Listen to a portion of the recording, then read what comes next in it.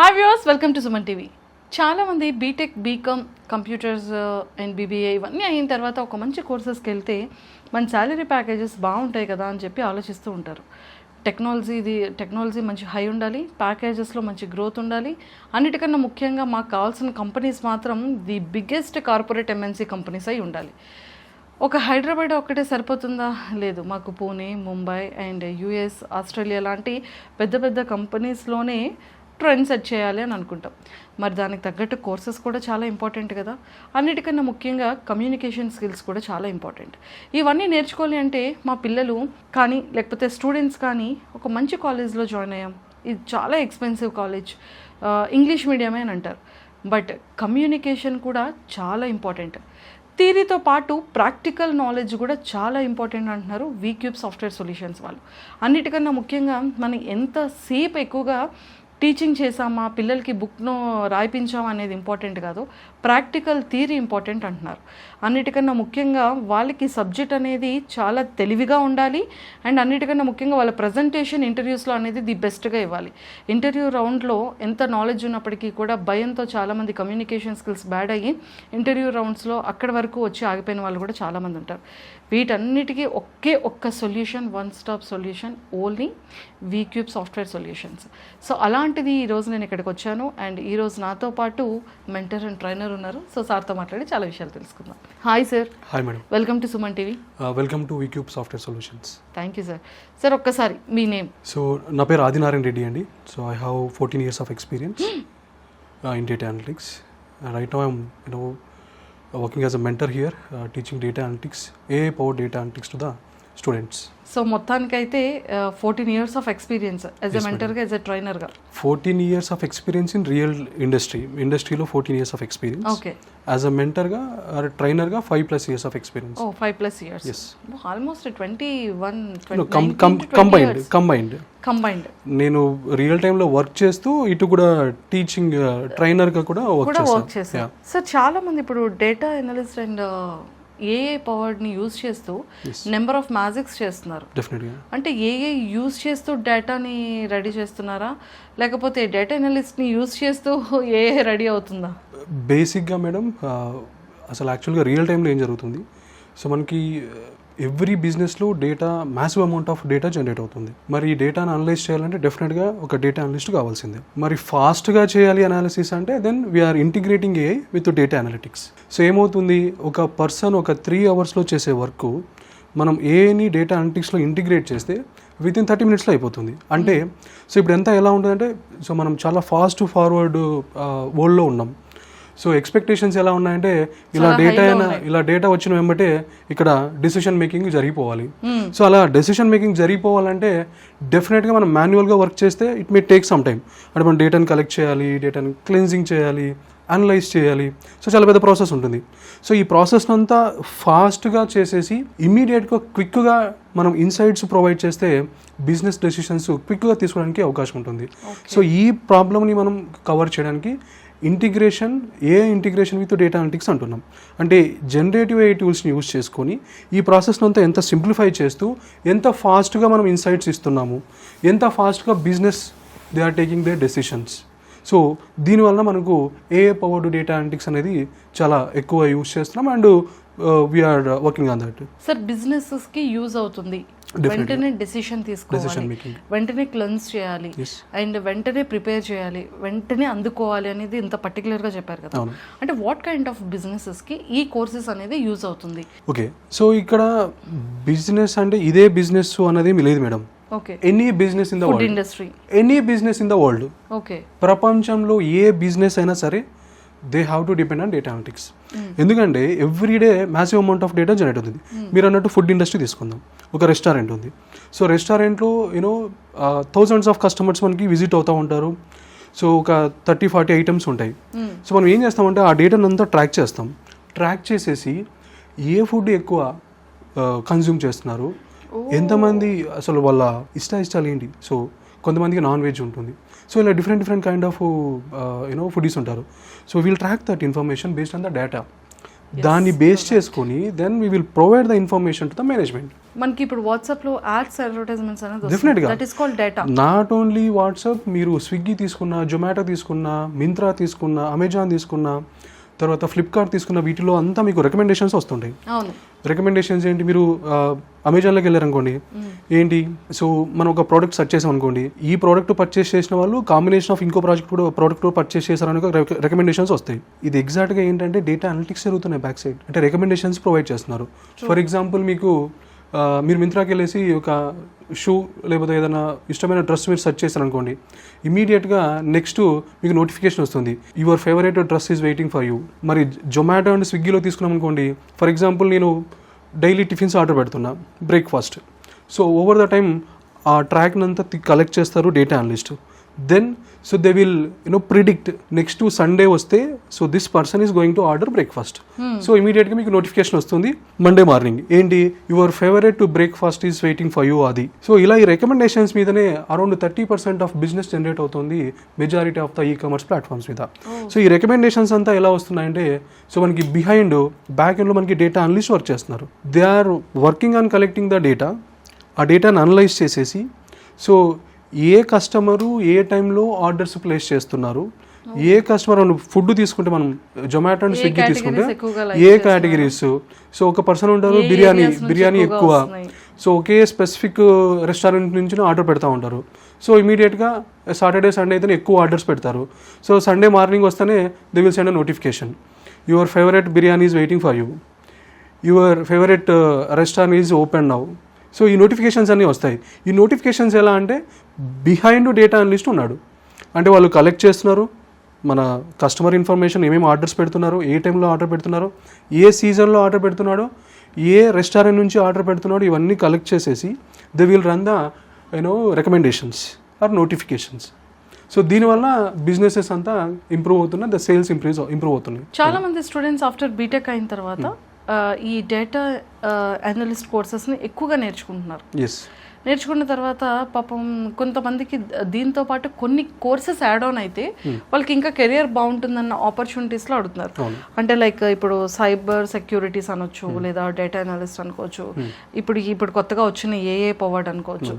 So ఇలా ఏ కోర్సెస్ని combine చేస్తే వాళ్ళకి కెరియర్స్ బాగుంటాయి అంటారు డేటా అనలిస్ట్తో పాటు? నేను వేరేవి కంబైన్ చేయాలని నేను చెప్పనండి. సో డేటా అనలిస్ట్లో ఏవైతే డేటా అనలిస్ట్కి రెగ్యులర్ డే టు డే యాక్టివిటీస్లో ఏవైతే సాఫ్ట్వేర్స్ టూల్స్ అవసరమో అవి 100% యాక్యురేట్గా నేర్చుకుంటే ఎనఫ్ అండి. సార్ ఇప్పుడు కోడింగ్ జీరో ఉన్న స్టూడెంట్స్ కూడా ఈ డేటా అనలిస్ట్ని నేర్చుకోగలరు? డెఫినెట్గా నేర్చుకోవచ్చు మేడం. మీరు నన్ను ఎగ్జాంపుల్గా తీసుకోవచ్చు. బికాస్ నేను మీకు ఇందాకే చెప్పాను 14+ years ఆఫ్ ఎక్స్పీరియన్స్ అని. నా background B pharmacy madam, bachelor in pharmacy, కంప్లీట్గా సైన్స్ బ్యాక్గ్రౌండ్. నాకు కోడింగ్ రాదు, మ్యాథ్స్ తెలియదు, నేను టెక్నికల్ బ్యాక్గ్రౌండ్ నుంచి రాలేదు. కానీ నేను ఇలా డేటా అనలిటిక్స్లోకి వచ్చి 14 years ఆఫ్ ఎక్స్పీరియన్స్తో ఒక 5 years ట్రైనర్గా నేను వర్క్ చేస్తా ఉన్నా. సో ఇది ఎలా పాసిబుల్ అయిందంటారు? మనము ఎవరైనా డేటా అనలిస్ట్ అవ్వాలి అంటే coding is not a mandatory. Coding అవసరం లేదు. అలాగే చాలామంది అనుకుంటారు అడ్వాన్స్ కోడింగ్ రావాలి, లేకపోతే అడ్వాన్స్ మ్యాథమెటిక్స్ రావాలి, లేదా అడ్వాన్స్ స్టాటిస్టిక్స్ అల్గారిథమ్స్ రావాలి అని అంటారు. No, not necessary madam. So వాళ్ళకి కావాల్సింది ఏంటంటే క్యూరియాసిటీ ఉండాలి, ఇంట్రెస్ట్ ఉండాలి, నెంబర్స్ని డేటాలో నుంచి నెంబర్స్ని ఐడెంటిఫై చేయే ఒక లాజికల్ థింకింగ్ ఉండాలి, ఆ నెంబర్స్ని ఒక స్టోరీ రూపంలో చెప్పే లాజికల్ ఎబిలిటీ ఉండాలి. ఇది ఉంటే చాలు. ఫస్ట్ క్యూరియాసిటీ ఉండాలి, నేను డేటా అనలిస్ట్ అవ్వాలి అనేసి ఆ క్యూరియాసిటీతో డెడికేటెడ్గా ఒక 6 months వర్క్ చేస్తే డెఫినెట్గా they are going to get a job. Sir Python and AI tools and data analyst ఈ 3 సబ్జెక్ట్స్ కూడా ఎలా యూజ్ అవుతుందంటారు? వాళ్ళ కెరియర్ గ్రోత్ ఎలా బాగుంటుంది? డెఫినెట్గా అండి. సో మనం ఈ data analytics with AI powered with data అనలిటిక్స్లో మనం టీచ్ అయిపోయే టూల్స్ వచ్చేసేసి, so we will teach basic Excel, basic నుంచి అడ్వాన్స్ వరకు ఎక్సెల్ డిస్కస్ చేస్తాం. అంటే అసలు ఏ అనలిస్ట్ అయినా ఇనిషియల్గా వర్క్ స్టార్ట్ చేయాలంటే ఎక్సెల్తో స్టార్ట్ చేయాలి. బేసిక్ అనాలిసిస్ అంతా ఎక్సెల్లో ఉంటుంది. అండ్ మీరు నమ్మరు, టాప్ ఎంఎన్సీ సీఈఓస్ కూడా ఇవాళ కొన్ని రిపోర్ట్స్ ఎక్సెల్లోనే చూస్తున్నారు. నేను అది చూసా. అంటే వన్ ఆఫ్ ద కంపెనీని వర్క్ చేసేటప్పుడు లైక్ మా ఈమెయిల్ చైన్లో సీఈఓ కూడా ఉన్నారు. సో అక్కడంతా ఎక్సెల్ రిపోర్ట్స్ ఫెయిల్ అయ్యాయి. So Excel is very very fundamental for the data analyst. అక్కడ నుంచి మేము ఎస్క్యూఎల్ నేర్పిస్తాం. అంటే డేటాని ఎలా హ్యాండిల్ చేయాలి, డేటాని ఎలా మేనేజ్ చేయాలి, ఆల్రెడీ ఉన్న డేటాతో మనం ఎలా ఇంటరాక్ట్ అవ్వాలి అన్నది ఎస్క్యూఎల్తో అవుతుంది. దెన్ విజువలైజేషన్ టూల్స్కి వస్తే పవర్ బై అండ్ ట్యాబ్లో డిస్కస్ చేస్తాం. అంటే మనం డేటాని ఒక పవర్ఫుల్ స్టోరీగా ఎలా చెప్తున్నాం, డేటాలో ఉన్న నెంబర్స్ తీసుకొని అందులో నుంచి ఇన్సైట్స్ డిరైవ్ చేసేసి ఒక పవర్ఫుల్ స్టోరీ యూజర్స్కి ఎలా చెప్తున్నాం అన్నదంతా మనం పవర్ బి అండ్ ట్యాబ్లూతో డిస్కస్ చేస్తాం. తర్వాత పైథాన్లో ఏంటంటే ఏవైనా మనం టాస్క్ ఆటోమేషన్ చేయాలి. అంటే ఏంటి, ఒక డేటా ఎక్కడో ఉంది, ఆ డేటాని కలెక్ట్ చేయాలి, కలెక్ట్ చేసిన తర్వాత క్లీన్ చేయాలి, ఇలా ప్రాసెస్ అంతా ఆటోమేట్ చేయాలి. సో ఇలాంటి ఆటోమేషన్ చేయడానికి మనం పైథాన్ యూజ్ చేస్తాం. అలాగే కొన్ని ఆర్గనైజేషన్స్ ఈ పవర్ బిఐ ట్యాబ్లో ఇలాంటి రిపోర్టింగ్ టూల్స్ కాకుండా డైరెక్ట్ పైథాన్నే ఒక రిపోర్టింగ్ టూల్గా కూడా యూజ్ చేస్తున్నారు. So combination of all these tools along with generative A tools నేర్చుకుంటే డెఫినెట్గా మంచి మంచి ఆపర్చునిటీస్ ఇండస్ట్రీలో ఉన్నాయండి. అండ్ గూగుల్ కానీ అమెజాన్ కానీ ఇన్ఫోసిస్ కానీ ఇలాంటి కోర్సెస్కి ఎంతవరకు అలాంటి ఎంఎన్సీ కంపెనీస్ని తీసుకుంటుంది, యూజ్ ఉంటుందా? ఈ కోర్సెస్ నేర్చుకోవడం వల్ల ఇలాంటి ఎంఎన్సీ కంపెనీస్లో ఆపర్చునిటీ ఉంటుందా? డెఫినెట్గా ఉంటాయండి. నేను అదే చెప్తున్నా. ఇక్కడ మనం data analyst course with a powered అంటున్నాం. అంటే ట్రెడిషనల్గా చేసే డేటా అనలిస్ట్ వర్క్ కాకుండా ఏని ఇంటిగ్రేట్ చేసేసి వర్క్ని ఎంత ఫాస్ట్గా డెలివరీ చేస్తున్నాం అనేది ఇక్కడ ఇంపార్టెంట్. సో మీకు ఇందాక చెప్పా, ఎవ్రీ ఆర్గనైజేషన్ లుకింగ్ ఫార్వర్డ్ ఏంటి, ఫాస్ట్ డెసిషన్స్కి. మరి ఆ ఫాస్ట్ డెసిషన్స్ తీసుకోవాలంటే ఇక్కడ మనకు ఫాస్ట్గా అనాలిసిస్ జరిగిపోవాలి. ఫాస్ట్గా అనాలిసిస్ జరిగిపోవాలంటే ఏవైతే కోర్ టూల్స్ ఉన్నాయో టూల్స్తో పాటు ఏని ఇంటిగ్రేట్ చేయాలి. సో ఇవన్నీ కాంబైన్ చేస్తే ఫాస్ట్గా అనాలిసిస్ జరిగిపోతుంది, ఫాస్ట్గా డెసిషన్ మేకింగ్కి మనం డీటెయిల్స్ ఇవ్వగలుగుతాం. So majority of the MNCs looking towards ఎవరైతే AI tools plus core data analytics tools ఎవరైతే కాంబినేషన్ ఉందో, సో వీళ్ళ కోసం డెఫినెట్గా they are looking for them. And చాలా వరకు అంటే ఫ్యూచర్లో కోర్సెస్ ఎంతగా నేర్చుకుంటున్నారు కాబట్టి ఏ అనలిస్ట్ పర్సన్స్కి కానీ డేటా అనలిస్ట్ పర్సన్స్కి ఫ్యూచర్ సాలరీస్ ఎలా ఉంటాయంటారు? సో చాలా మంచి సాలరీస్ ఉంటాయండి. ఇంకొకటి ఏంటంటే మనం ఇక్కడ ఏని ఇంటిగ్రేట్ చేసి డీటెయిల్స్ నేర్చుకుంటున్నాం కనుక సో స్టార్టింగ్ సాలరీస్ మనం బేసిక్గా తీసుకుంటే ఒక 3 to 5 lakhs స్టార్ట్ అవుతాయి యాజ్ అ ఫ్రెషర్గా. And they can go up to 60-70 lakhs package దాకా కూడా వెళ్ళొచ్చు. Depends on the experience, depends on the organisation. So experience పెరిగే కొద్దీ మనకు మంచి మంచి ప్యాకేజెస్ ఉంటాయి. సో అందులో వరి అవ్వాల్సిన అవసరం అయితే ఏముండదండి. అండ్ చాలామంది ఏఐ టూల్స్ ChatGPT వచ్చిన తర్వాత జాబ్ ఆపర్చునిటీస్ తగ్గాయి అంటున్నారు సార్. సో ఇది ఎంతవరకు కరెక్ట్ అంటారు? సో ఇది కరెక్ట్ కాదండి. బేసిక్గా మనం చెప్పాలంటే ఆపర్చునిటీస్ ఇంకా పెరుగుతున్నాయి. ఎందుకంటే ఈ జనరేటివ్ ఏఐ వచ్చిన తర్వాత డేటా మ్యాసివ్గా పెరుగుతోంది. సో మనకి 2025లోకి మనం కంపేర్ చేసుకుంటే, అంటే ఈ ఇయర్ ప్రిడిక్షన్ చూసుకుంటే అరౌండ్ 26% ఆఫ్ గ్రోత్ మనకు డేటాలో ఉంది. సో మరి అంత డేటా గ్రో అవుతున్నప్పుడు మరి మన జాబ్స్ కూడా గ్రో అవ్వాలి కదా. డేటా ఉందంటే డేటా అనలిస్ట్ ఉంటాడు. సో డేటా ఎగ్జిస్ట్ అయి ఉన్నంత వరకు డేటా అనలిస్ట్ అనే రోల్స్ ఎగ్జిస్ట్ అవుతాయి. డేటా ఇంక్రీజ్ అవుతున్న కొద్దీ డేటా అనలిస్ట్ రోల్స్ కూడా ఇంక్రీజ్ అవుతూ ఉంటాయి. ఎందుకంటే ప్రతి organisation depends on data analyst. ఎందుకంటే they have to take their quick decisions. ఆ డిసిషన్స్ తీసుకోవాలంటే డేటా అనలిస్ట్ కావాల్సిందే. సో ఈ రెండు కాంబినేషన్ అనమాట. నాకు ఇంకొక డౌట్, ఏఐ టూల్స్ని యూస్ చేసి బిజినెస్ డేటాని ఎలా అనలైజ్ చేయొచ్చు? నేను అదే అంటున్నా. సో బేసిక్గా ఏఐ టూల్స్ రాకముందు సో ఏవైతే ఇప్పుడు మనకు టూల్స్ ఉన్నాయో లైక్ అవి మన మైండ్లో అడ్వాన్స్డ్ ఇవన్నీ ఉంటాయి. సో ఇప్పుడు ఏఐ టూల్స్ వచ్చిన తర్వాత మనం వర్క్ చేసేదే బిజినెస్ డేటా మీద. ఆ బిజినెస్ డేటాని క్విక్ గా కలెక్ట్ చేయడానికి అంటే మనం బేసిక్ ఏమవుతుందంటే వన్స్ వి కలెక్ట్, మనం ChatGPT లో అడగగానే అది వెంటనే విత్ ఇన్ 30 seconds లోనే మనకి డీటెయిల్డ్ గా మ్యాప్ తో సహా ఇస్తుంది. We do collect the data.